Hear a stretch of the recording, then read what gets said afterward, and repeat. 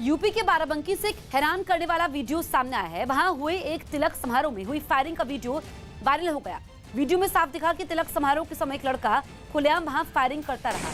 इस बीच वहां कई लोग मौजूद थे, लेकिन किसी ने भी लड़के को रोकने की कोशिश नहीं की। हैरानी तो उस वक्त हुई जब वीडियो में कुछ पुलिस वाले भी उसी समारोह में बैठे नजर आए, लेकिन उन्होंने भी इस फायरिंग को रोकने की कोशिश नहीं की। इस बीच वहां लोग कोरोना नियमों का उल्लंघन करते भी नजर आए। लोग एक दूसरे के बेहद करीब बैठे दिखे और इस बीच कई लोगों ने तो मास्क पहनना तक जरूरी नहीं समझा।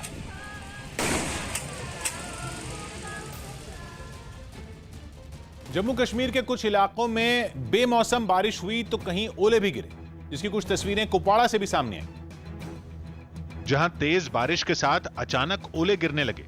इन हालात में घरों से बाहर मौजूद लोग समझ नहीं पाए कि वो सिर छिपाने के लिए कहां जाएं। वहां सड़क पर पानी के साथ बिखरे ओलों को देखकर ऐसा लगा जैसे कपड़े धोने का सफेद पाउडर फैला हो। कुछ इसी तरह बारामूला में भी ओले गिरे।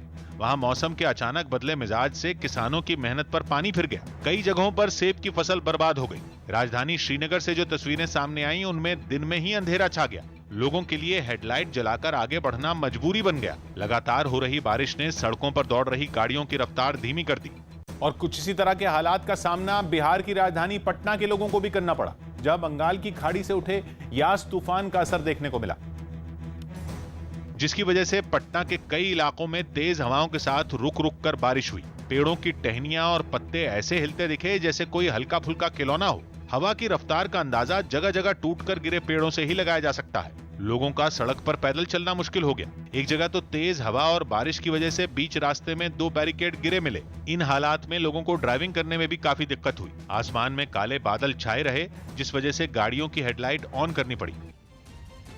कौशाम्बी में एक दारोगा के रिटायर होने की खुशी में कोरोना नियमों की जमकर धज्जियां उड़ाई गई। यूपी के कौशाम्बी में एक दारोगा के रिटायर होने की खुशी में लोगों ने कोरोना नियमों की जमकर अनदेखी की।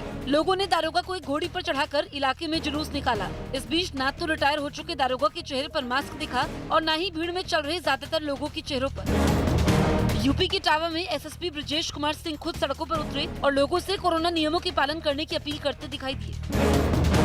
मध्य प्रदेश के पन्ना टाइगर रिजर्व को लोगों के लिए खोल दिया गया है। हालांकि अभी 1 महीना यानी 30 जून तक ही इसे खोलने की इजाजत दी गई है। राजस्थान के अजमेर में पुलिस ने नशीली दवा के कारोबार के खिलाफ 8 दिनों के अंदर दूसरी बड़ी कार्रवाई करते हुए 5 करोड़ की दवा जब्त की। पुलिस ने 2 आरोपियों को भी गिरफ्तार किया, लेकिन इस काले कारोबार का मास्टरमाइंड अभी भी फरार है। छत्तीसगढ़ की कोंडा गांव में सुरक्षा बल को नक्सलियों के साथ हुई मुठभेड़ में बड़ी कामयाबी मिली।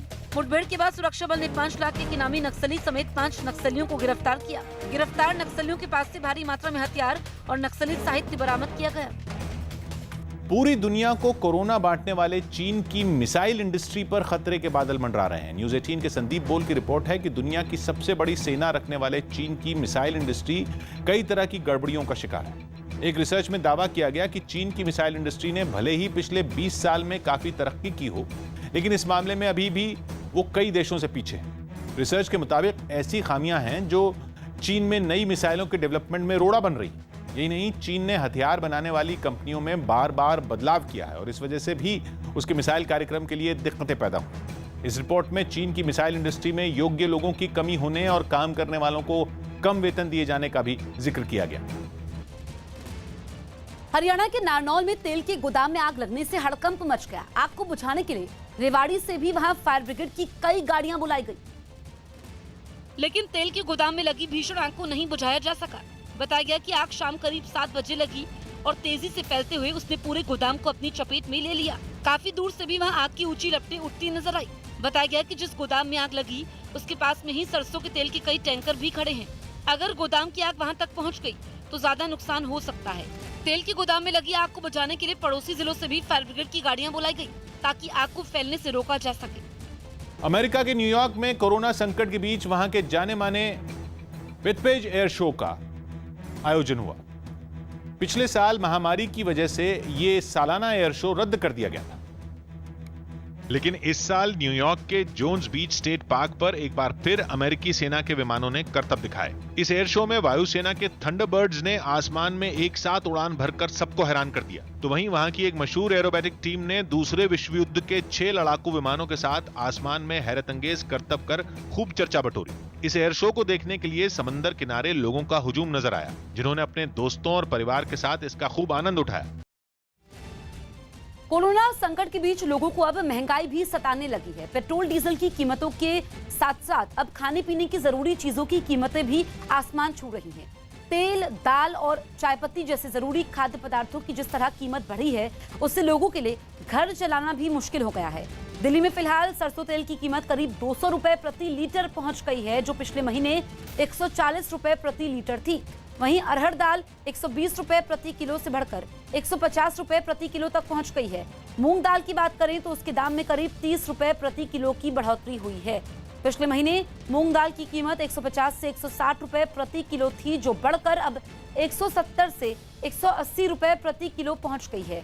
वहीं उड़द दाल की कीमत 120 रुपए प्रति किलो से बढ़कर 140 रुपए प्रति किलो हो गई है, जबकि सब्जियों के दाम भी आसमान छू रहे हैं, जिससे आम लोगों के सामने अब खाने पीने की परेशानी भी खड़ी हो गई है। हालांकि इस बीच कुछ चीजों की कीमतों में गिरावट भी आई है।